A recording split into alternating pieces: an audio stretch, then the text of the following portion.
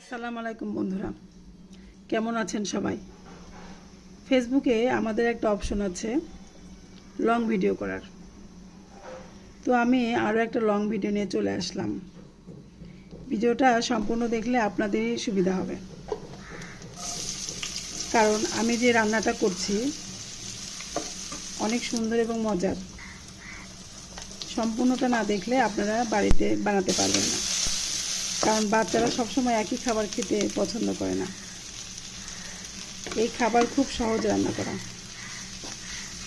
রেসিপিটা আমি মুখে বলবো না, আপনারা দেখলেই বুঝতে পারবেন। যাই হোক, এটা ময়দা দিয়ে করেছি। আর রুটিটা আপনারা অল্প সেঁকে নেবেন,